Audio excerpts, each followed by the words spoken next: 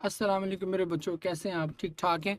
Start कर रहे हैं हम। कल ही से अपना कंटिन्यू करेंगे लेक्चर। कल आपको याद है कि हमने कल जो है वो किया था फुल स्टॉप, और आज जो नेक्स्ट चीज़ हम करने जा रहे हैं दैट इज़ कॉमा। अब कॉमा जो है वो सबसे ज़्यादा इम्पॉर्टेंट है और सबसे ज़्यादा यूजेज भी इसी का ही है। मतलब आप यूँ समझ लें कि कॉमा जो है ये ऐसा पिलर है जिस पे आपकी मतलब जो पंक्चुएशन की बिल्डिंग है ना, इसका कोई 80% बोझ, 70 to 80% बोझ जो है वो किस पे है? वो कॉमा पे है। और सबसे ज़्यादा गलती भी आप इसी में ही करते हो। सो स्टार्ट करते हैं जी। जो पहला इसका यूजेज है, the very first one, it is use to separate adverb, adverb phrase और adverb clause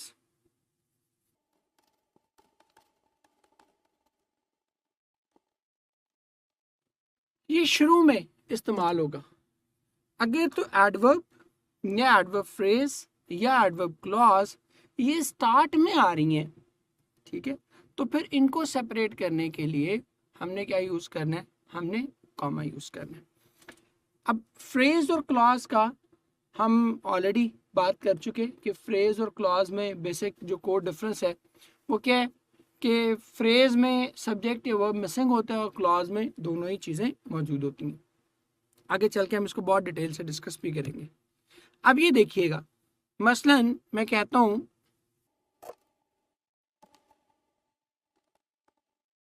slowly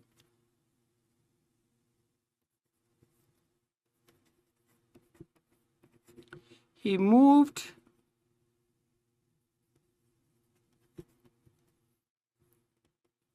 towards his target and shot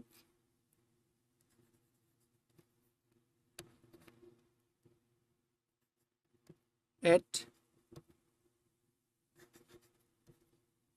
with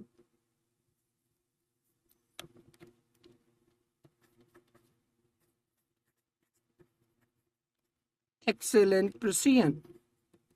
precision कहते हैं बिल्कुल एन निशाने पे लगना। ये अल्फा ऑप्शन है and the beta option is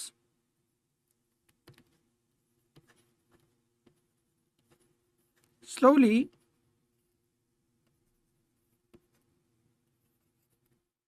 he moved towards his target and shot it with excellent precision। अब स्लोली क्या है? इट इज एन एडवर्ब और ये स्टार्ट में आ रहा है, तो फिर हमारे पास ऑप्शन क्या हम चूज करेंगे? Will go for option alpha. ठीक है, तो खास तौर पे आपने ये ध्यान रख लेना है कि जब भी कोई एडवर्ब या एडवर्ब फ्रेज या एडवर्ब क्लॉज स्टार्ट में आएगी, ठीक है, तो इसके बाद हमेशा क्या लगेगा? कॉमा लगेगा। फ्रेज की एग्जांपल भी करवा देता हूं। देखो, मैं कहता हूं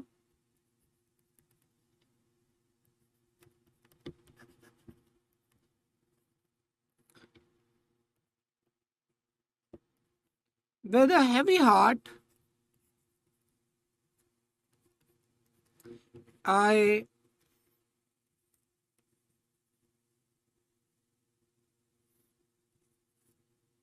announced my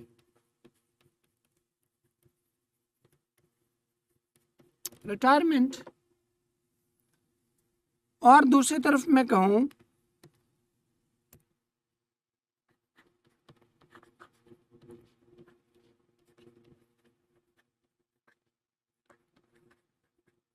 कि with a heavy heart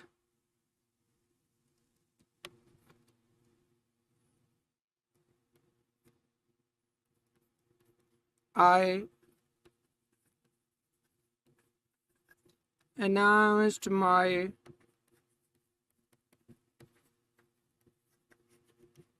retirement. ठीक है, तो अब ये देखें यहां भी क्या है, with a heavy heart is adverb phrase. और इसको हम एडवर्ब फ्रेज क्यों कह रहे हैं, इसको एडवर्ब फ्रेज इसीलिए कह रहे हैं because it is telling us कि ये जो एक्शन हुआ, announce my retirement, how it was announced, it was announced with a heavy heart.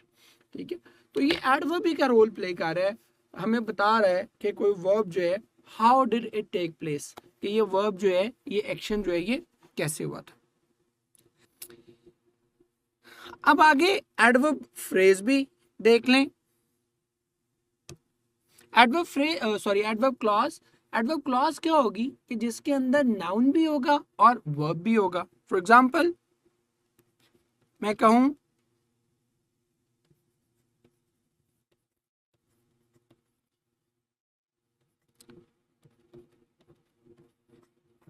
wherever I go,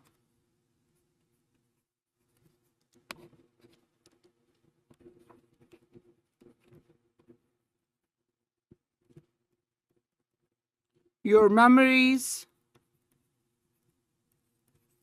travel with me,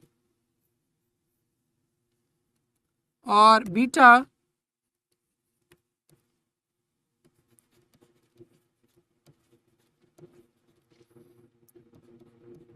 wherever I go,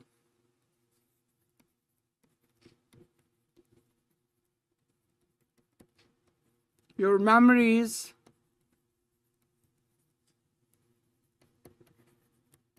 travel with me। ठीक है, तो अब यहां भी ऑप्शन हमारी क्या बनेगी, अब ये क्लॉज है। क्यों क्लॉज है, इसलिए कि इसमें सब्जेक्ट भी मौजूद है और वर्ब भी मौजूद है, तो ये क्लॉज हो जाएगी। और ये चूंकि डिफाइन कर रही है कि वे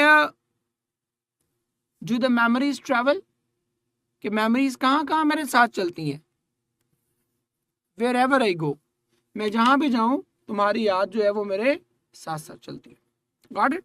so this is how you can manage it, कि मैंने आपको एडवर्ब की एग्जांपल भी दे दी, एडवर्ब फ्रेज की एग्जांपल भी दे दी, और एडवर्ब क्लॉज की एग्जांपल भी दे दी। तो ये आपने जो है ये जरा ध्यान में रखना है। ओके, नेक्स्ट जो चीज है, after the adverb of comment,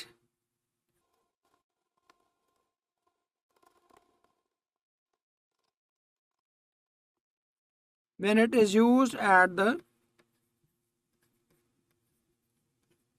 start of a sentence। एक क्वेश्चन आया कि जी जरूरी है कि एडवर्ब वाला पार्ट, एडवर्ब क्लॉज वाला पार्ट पहले ही आएगा? नहीं, बाद में भी आ सकता है, लेकिन फिर भी कॉमा लगेगा, फिर उससे पहले लग जाएगा कॉमा, बाद में नहीं लगेगा। ठीक है, मतलब इसको मैं रिवर्स भी कर सकता हूँ कि your memories travel with me wherever I go, तो फिर भी उससे पहले जो है वो कॉमा लगेगा, फिर पहले लग जाएगा, बाद में नहीं लगेगा। गॉड। अच्छा जी, अगर तो एडवर्ब ऑफ कमेंट आ रहा है ना पहले, फिर तो आपने बिल्कुल भी मिस नहीं करना। मसलन एडवर्ब ऑफ कमेंट क्या थे, हम पढ़ चुके हैं। मैं अगर आपसे कहूं लकीली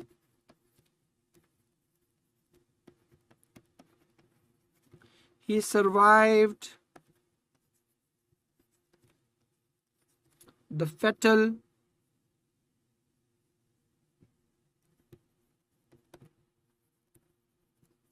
बल्कि फैटल नहीं करते, यूं कर लेते हैं, luckily he survived the serious injuries। और बीटा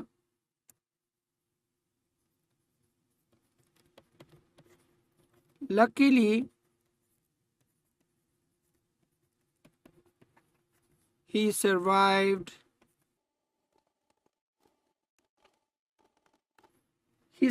the serious injuries. अब यहां भी हमारे पास ऑप्शन क्या आएगी, यहां पर हम मेंशन करेंगे the right option is option alpha. Heading मेरे पुत्र मेंशन कर तो रहा हूं, ये देखें किसकी हेडिंग कह रहे हैं, ये देखो ये पहला रूल किया है, इसकी भी मैंने हेडिंग मेंशन की है, और दूसरा किया है इसकी भी मेंशन की है। आप इनकी कह रहे हो कि इनकी मेंशन कर दूं, तो ये कर दे तो चलो, ये देखें ये एडवर्ब है,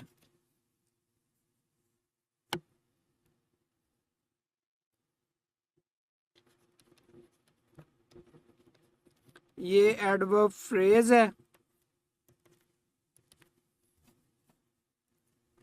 और ये एडवर्ब क्लॉज है।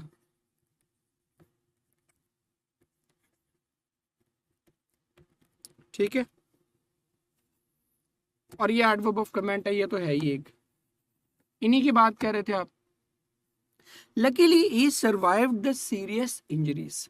ठीक है, तो यहां भी लकीली के बाद हमने क्या यूज करना है, लकीली के बाद यहां हम कॉमा यूज करेंगे।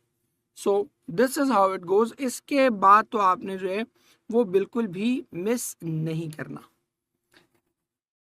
अब अगली जो मोस्ट इंपॉर्टेंट चीज है जिसमें आप कॉमा जो है वो सबसे ज्यादा यूज करते हो, जो मोस्ट कॉमन यूजेज है इसका, that is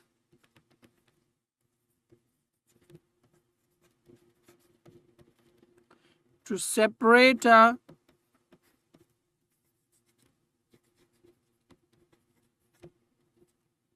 list of things. अगर कोई चीजें एक सीरीज उनकी चल रही है, एक मल्टीपल चीजें मेंशन कर दी गई हैं, तो उनको सेपरेट करने के लिए आपने क्या करना है, उनको सेपरेट करने के लिए आप कॉमा यूज करते हैं। ठीक है, अब ये थिंग्स कुछ भी हो सकती हैं, मैं इधर लिख भी देता हूं, i.e.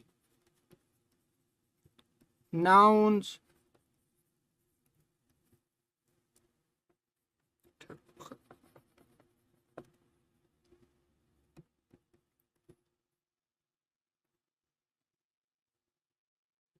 nouns,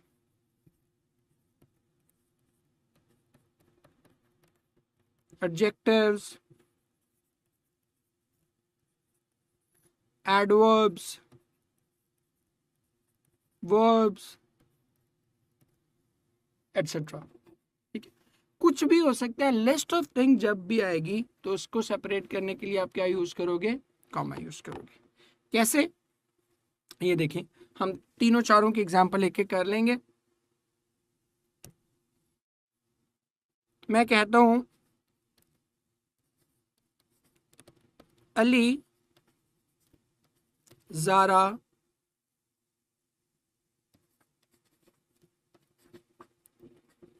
Shayan and Hera are going for a walk. तो अब ये नाउन है,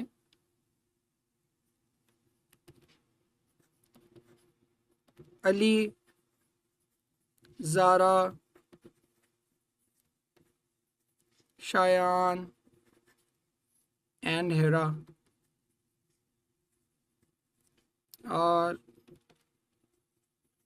going for a walk. तो क्या होगा, ऑब्वियसली अब ये नाउन है, तो इनको सेपरेट करने के लिए हम क्या यूज करेंगे, हम कॉमा यूज करेंगे। तो इन दोनों के दरमियान हमने क्या किया, कॉमा यूज किया।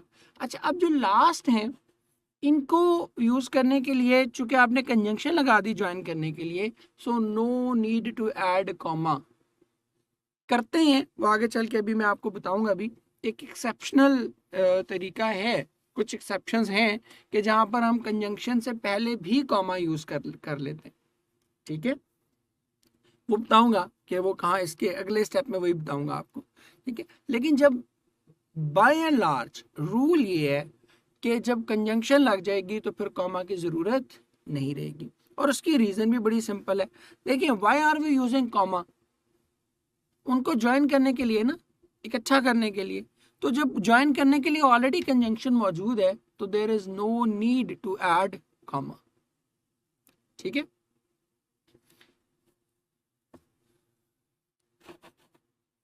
इसकी और एग्जांपल्स भी करते हैं हम कुछ। ये देखें, मैं आपसे कहता हूं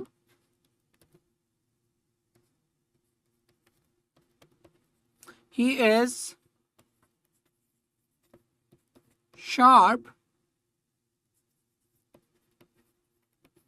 ऑनेस्ट, brave and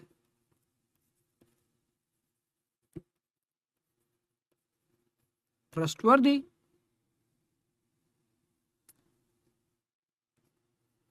और बीटा मैं आपसे कहता हूं he is sharp, honest, brave and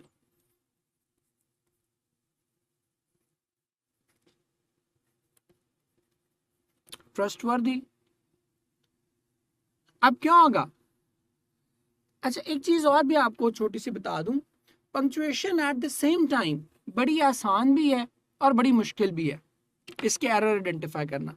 आसान क्यों है? आसान तो बड़ी सिंपल सी लॉजिक है कि आसान इसलिए क्योंकि बहुत ज़्यादा रूल्स, बहुत ज़्यादा मुश्किल नहीं है, बहुत चीज़ें डिफ़िकल्ट नहीं है।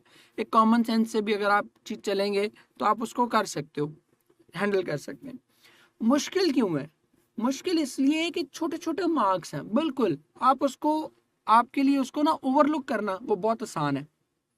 कि मतलब आप देखो ना, वर्ड अगर कोई गलत लिखा हुआ तो वो तो इतना बड़ा वर्ड लिखा होगा, आपको समझ आ जाएगी कि भाई ये चीज़ तो मतलब इन्फिनेटिव की एग्जांपल है, कोई बेयर इन्फिनेटिव की, वर्ब की, कंजंक्शन की, तो वो एक क्लियरली एक वर्ड लिखा हुआ है, वो वर्ड मिस होगा तो उसको पकड़ना बड़ा आसान है। लेकिन ये एक छोटा सा मार्क होगा, इसको पकड़ना समटाइम आपके लिए मुश्किल हो जाएगा, ओवरलुक करना बड़ा आसान है। जैसे अब देखें, यहाँ कॉमा लग गया लेकिन यहाँ कॉमा नहीं लगा हुआ, तो इस वजह से ये ऑप्शन क्या हो जाएगी? That will be the incorrect option. The right option is option alpha, ठीक है। तो ये हमने किसकी एग्जांपल्स कर ली? ये हमने एग्जांपल्स कर ली जनाब एडजेक्टिव्स की। और यहाँ भी हमने वही रूल अप्लाई किया कि जब एंड लग गया तो एंड से पहले हमने प्रीवियसली कोई कॉमा यूज करने की जरूरत नहीं है। अब हम चलते हैं जी वर्ब की एग्जांपल पे।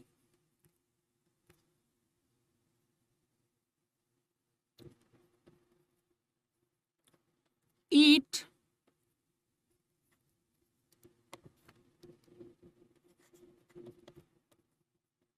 drink and be merry।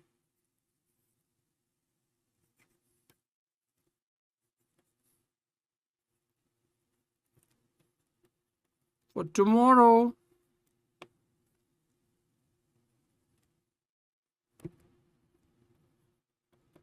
you die।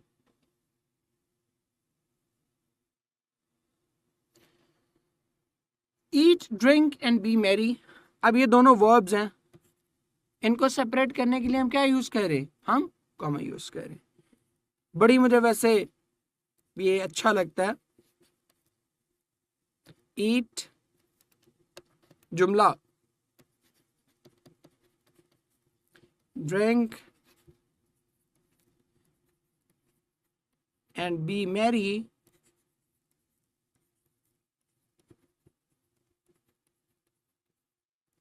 For tomorrow you die.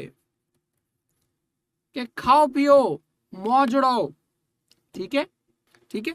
तो eat, drink and be merry, that is option alpha. नहीं, फॉर लग गया ना, eat, drink and be merry for tomorrow you die, conjunction लगी तो जरूरत नहीं है। आगे देखें जी, अब एडवर्ब की भी मैं बता देता हूं। He fought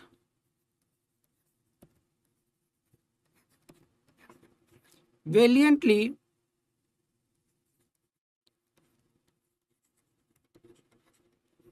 gracefully and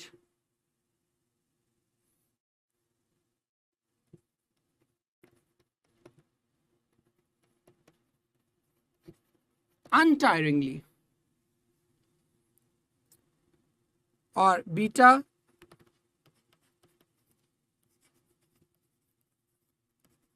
he fought valiantly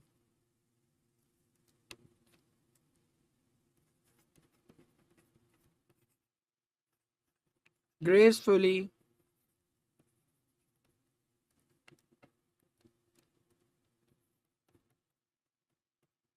and untiringly.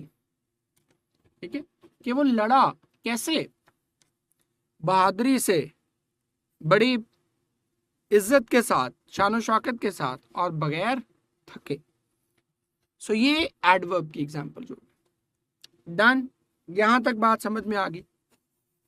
अच्छा, अब अगली बात सुन लें जो आपको बतानी बहुत ज़रूरी थी, जिस पे आप बच्चे बड़े बेचैन भी होते हैं कि सर वो बताएं ना कि कहाँ जो है वो हम कॉमा यूज़ नहीं करेंगे, और सॉरी कहाँ हम जो है वो फैन बॉय से पहले जो है वो कॉमा यूज़ करेंगे। ये देखें,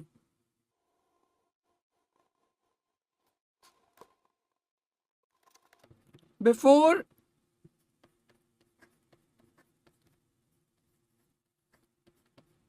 fan boys, if there is a hint of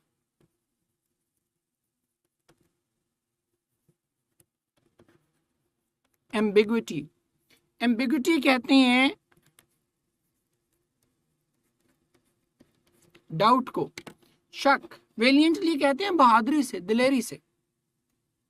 चलें वो दूसरी बी भी सही कर लेंगे, चार्ली भी सही कर लेंगे, कोई मसला नहीं है, वो बस वो वैसे फ्लो में ऑप्शन ए लिखता जा रहा हूँ, कोई मसला नहीं।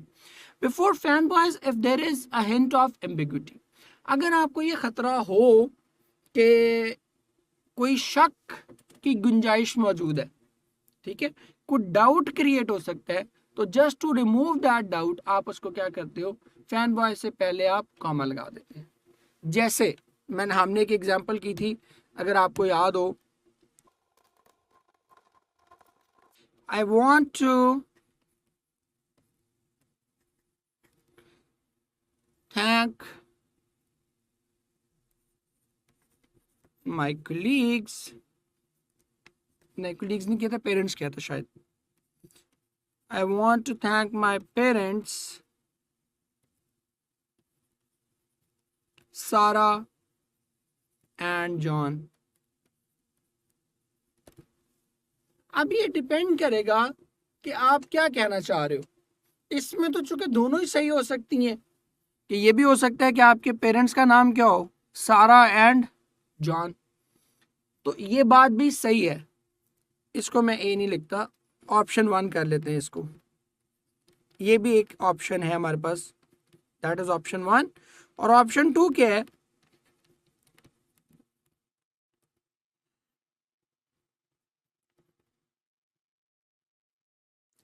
I want to thank my parents, Sarah and John। अब इसका मीनिंग बड़ा ही फर्क हो जाएगा, पहले मतलब समझ लो, फिर आगे इसका एमसीक्यू भी करते हैं, ठीक है। अब इसका मीनिंग डिफरेंट हो जाएगा।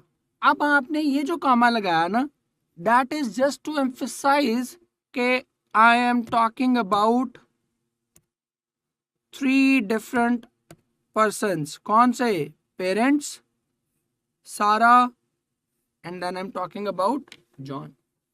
ऊपर वाले का मतलब कुछ और था, ऊपर वाले का मतलब था कि मेरे पेरेंट्स ही कौन है? Who are my parents? They are Sara and John. So अगर एंड से पहले यहाँ कॉमा नहीं लगाएंगे, ठीक है, तो इसका मतलब हो जाएगा कि ये उसी को, इसको हम कहते हैं नाउन अपोजिट, ठीक है, कि किसी नाउन को डिफाइन कर रहा होता है वो, ठीक है, कि मेरे पेरेंट्स कौन है। ये आगे चल के हम टर्मिनोलॉजी जब हम करेंगे तो उसमें भी आपको बताऊंगा नाउन अपोजिट क्या होता है। तो वो उसी को डिफाइन कर रहा होता है। जैसे मैं कहूं, देखो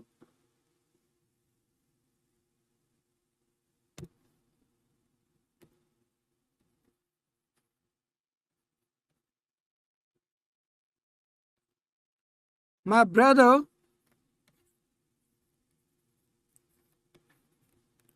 a lawyer by profession is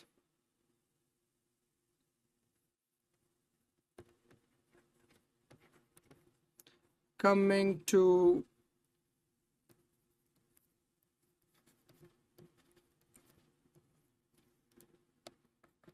meet me this Sunday। अब यहां जो मैं ये बात कर रहा हूं ना, अ लॉयर बाय प्रोफेशन, ये किसको डिफाइन कर रहा है? ये उसी ब्रदर ही को डिफाइन कर रहा है। इसको कहते हैं नाउन अपोजिट, ठीक है। तो यहाँ पर ये दोनों ऑप्शंस बिल्कुल सही हैं, लेकिन दोनों ऑप्शंस का मीनिंग क्या हो जाएगा? दोनों ऑप्शन का मीनिंग फर्क हो जाएगा। दोनों ऑप्शन के मीनिंग में चेंज आ जाएगी। एक का मतलब होगा कि मेरे पेरेंट्स ही जो हैं वो कौन है? जॉन और सारा है। और दूसरे का मतलब होगा कि मैं जो हूँ अपने पेरेंट्स का भी थैंक यू करना चाहता हूँ, सारा का भी थैंक यू करना चाहता हूँ, और जॉन्स का भी थैंक यू करना चाहता हूँ। सो एम्बिग्युइटी का मतलब समझ में आ गया।